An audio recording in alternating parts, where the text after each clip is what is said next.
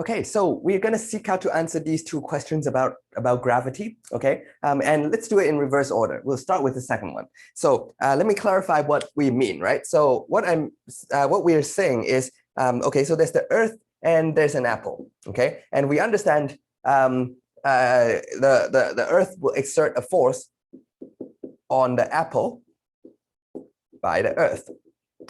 And my question is, well, should we also have a third law? Should the apple, the force, would there be a force on the Earth by the apple?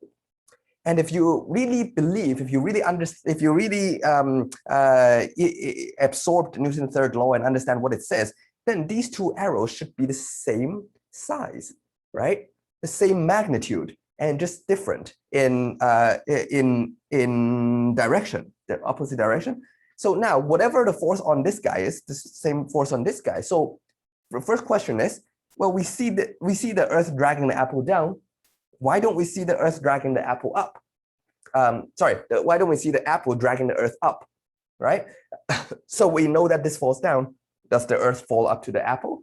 Well, now, at first you might think no, but if you really think about it, it's really yes. And it really depends on your point of view. It will depend on your perspective. If you are an ant that is standing on the bottom of the apple staring at the Earth, well, because we are standing here, so we see the apple coming down, right? If you are an ant sitting on the bottom of an apple, you will see you and everything being pushed up to the apple, because you basically, you walk around the apple every day, just minding your own business, and then you will see the whole Earth crashing up, because as far as you are concerned, that is the apple, sort of your world that you're walking around, and you just see something crashing into you.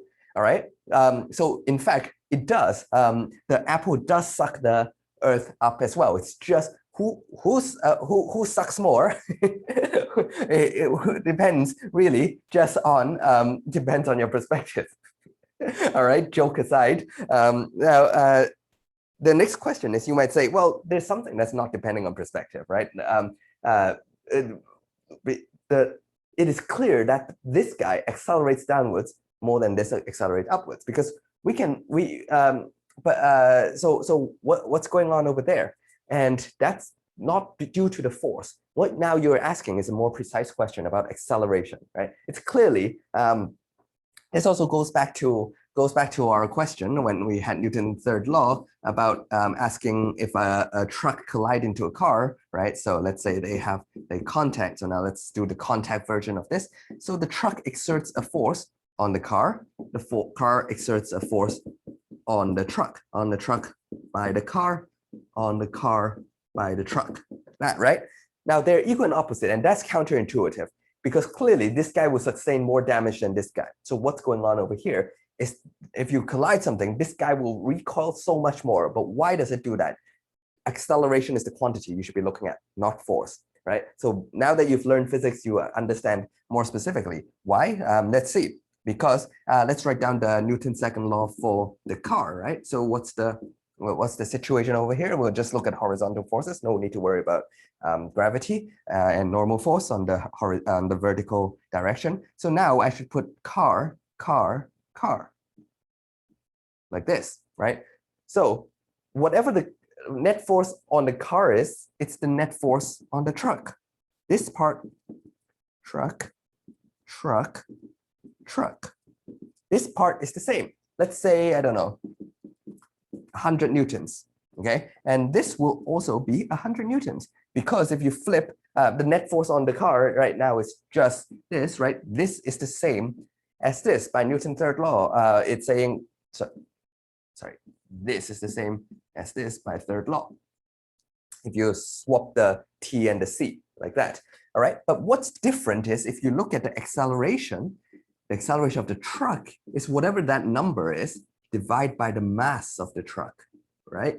And here is the acceleration of the car is taking whatever that number is and dividing by the mass of the car. And the mass of the car is much smaller, so the car's acceleration would be much larger, whereas the truck's mass is larger than that, so the acceleration would be smaller, right? So it will experience a huger acceleration backwards than this guy. Okay, so that's the reason. It's really the mass that is causing the difference, because the mass, they both experience the same amount of force, but this guy has more inertia, so it doesn't get affected as much, right? The physics, so what's really happening, that's the kinematics. The dynamics part is the same. They experience the same dynamics, but the kinematics, it reacts differently, right? The experience, in some sense, the experience is very democratic here. They're the same, but the reaction is very different. This guy reacts much less because of a larger inertia. And this is this exact same story over here. We can see if the mass on the apple, right, equals to net force on the apple. So what's the net force on the apple? Well, in this case, there's no other contact force, so the only force is gravity, right? So you will have whatever it is, right? So if that's 1 Newton of force acting on the apple, that's fine. What's the acceleration? Well, the acceleration of the apple is now whatever that number is divided by the mass of apple, let's say 0.1 kilograms, right? Won't worry too much about the units, but take 1 divided by 0.1. Okay, so that's around 10 meters per second squared. So that's the acceleration of the apple with respect to the Earth. And you can flip that around and see what is the acceleration of the Earth, right? So you do this, net of the Earth. What's the acceleration of the Earth? Well, the net force on the Earth is also 1 Newtons, right? Nothing is in contact with the Earth, is floating in space, other than the fact that there's a mysterious apple falling from space. So the Earth is going to experience a gravitational force towards there. So let me clarify, this part we learned it already. It's called weight. This part is new. Okay, we're saying there is a force, and that force is the same magnitude as that. So the Earth also experienced 1 Newton. And if we divide by the mass of the Earth, well, that's very heavy, right? So this guy barely moves because the mass of the Earth is around 6 times 10 to the power of 24 kilograms. I think I looked it up earlier, right? So that's if you just here's a way to just to show you how physicists do estimates. You can just do a simple estimate, right? So let's first forget about all the units, because if you're in SI units, that's my favorite way to do any physics problem. Change everything to SI base units. You learn what is the SI base units of every quantity that you measure that is in your equation. Change everything to base SI, right? So no centimeters, no millimeters. Change everything to whatever meters, MKS, anything that's made out of meters, kilograms, seconds, right? Change everything to that, and then you can forget all the units, and at the end you just plop that back in, right? So my favorite saying is, you start off with SI, you always end up with SI.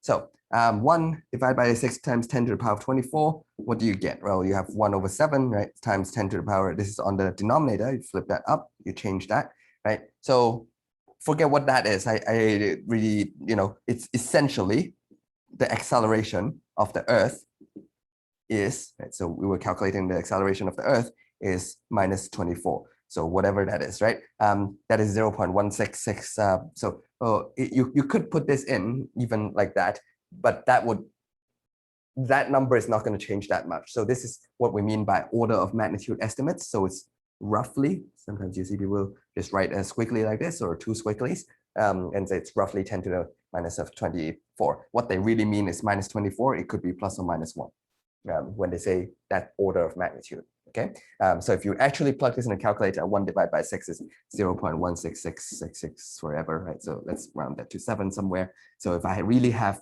so that is 1/6, that the more accurate answer would be, in terms of scientific notation, right?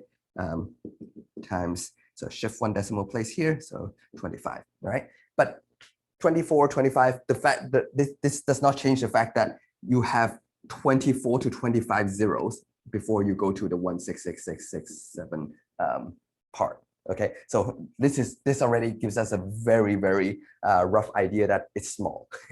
Okay, so yeah, we answered this, and now we do understand they have an effect on both. Okay, and now we'll in the next video we'll present exactly what the law of universal gravitation is. And the first question is, we'll take that and combine with our understanding of circular motions, because that's exactly what the moon is doing, and see if we can understand why that happens. Why does the moon, and finally answer your sort of childhood question of why does the moon stay up there, and do we have to worry about it crashing down to the earth anytime soon?